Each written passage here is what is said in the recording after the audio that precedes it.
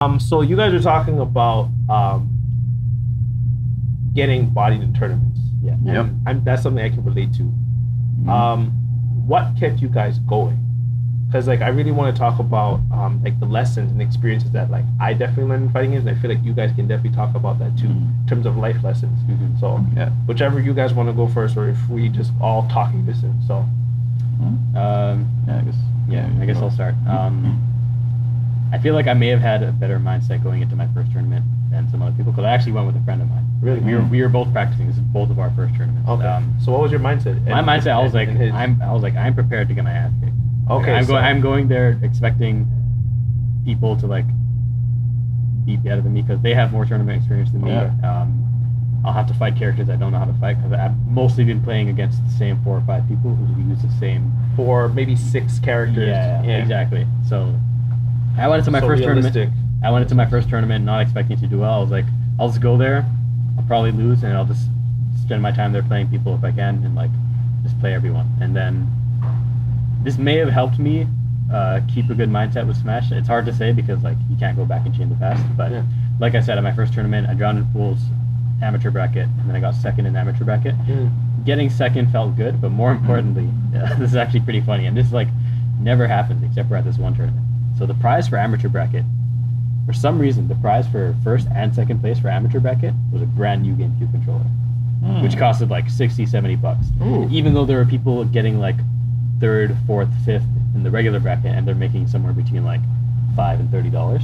Wow. For some reason, that does not compute to us. But I mean, it could also be could also be like a positive reinforcement. Yeah. That's more important than like. So, you know. I definitely think I would have kept going to tournaments anyway. But I mean, there's no way of knowing. Yeah, exactly. Okay. Yeah. But it's again, I think it just comes down to pride because like I remember when I started like looking at tournament videos of like top players. I'm just watching like Meta Knight versus Snake, Meta Knight versus Diddy Kong, or like I don't know, this random character versus this random character, and I'm like yeah, this guy's at a tournament, he's playing good, but like I don't see what makes him better than me. Like he's just I feel like I can do that. YouTube like gives like false, like when you watch like people play, it gives you like you don't understand. Like I watch like the top player for Kai. You and I both know it's Mashabu. I was mentioning YouTube. Like you can watch Mashabu play at Evo, and you be like, oh, I can do that. But like if you play Mashabu in person, you're gonna get perfected, and you're gonna get there's 2 levels of defeat. There's like I know what I did wrong, and then there's that loss where you're just like I don't even know what happened. Yeah. Like, I don't even know what. And I was on the ground. Yeah, you're like. I don't know what I did wrong. I just know that whatever I'm doing is wrong, but I don't know what I'm doing is wrong. So that's the kind of player Machibu is. Yeah, like I lost. I don't know why I lost. And you can't even begin. You can watch the replays like lost. I guess I sort of pressed the button there and just lost the entire match. Yeah, right. That would be it. It would just be like I pressed the button on like I whiffed a move and then I lost the whole game. It's like what? That's how serious it gets with a player like Machibu. Yeah. Wow. And he makes mistake punishing into an art form. Like he will hammer that point in. You dared throw a fireball there? Good sir, That's the end of the game. That's the end of the round. Yeah. So, like, I think for me, since I wasn't expecting to do well anyway, I sort of saw it as like, how can I figure out what I'm doing wrong? And I don't think I found a lot of answers at my first tournament, because even after the tournaments after that, I wasn't. Did you play casuals after? A little bit. Just that? A little bit.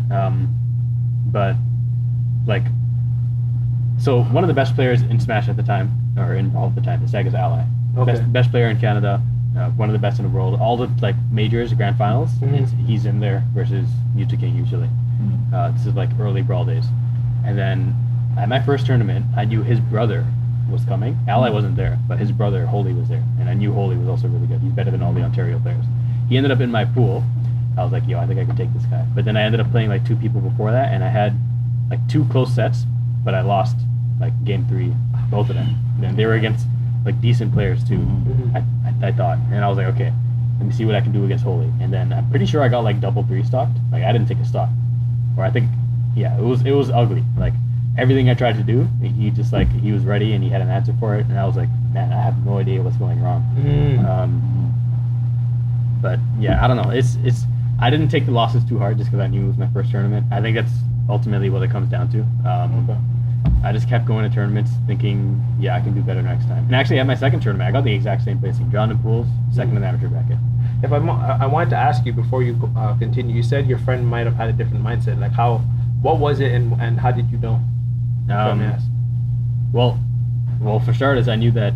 So after our first tournament, I told him about the second one because it was like one tournament every month. I was like, yo, the next one's in July on this day. Do you want to come? Yeah.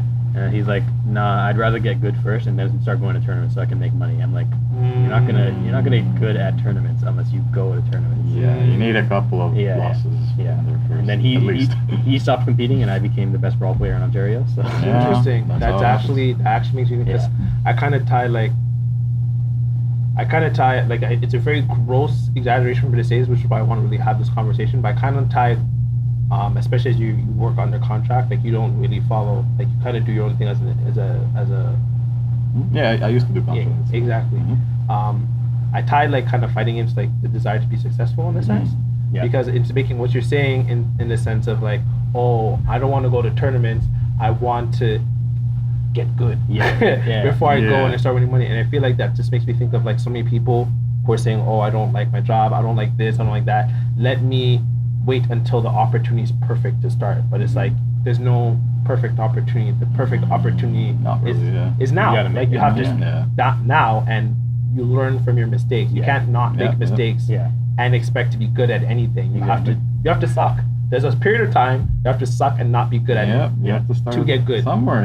Yeah. I mean, if you want an example of that, there's Desk. Those people that make those cool combo videos like Desk. Yeah. And those guys self-admit that like, no, I'm not going to go into a tournament because I would completely get destroyed.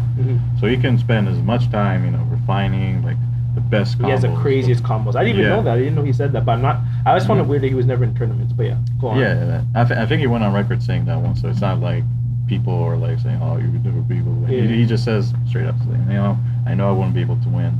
Because it just goes to show, like, you can know the best combos, the best punishes, the best, everything. But then once that tournament starts, it all falls apart. It will fall apart, and you're going to be left there trying to pick up the pieces somehow. And it's how you can pick up those pieces that differentiates, like a top player for someone who's just 0 and 2s, right?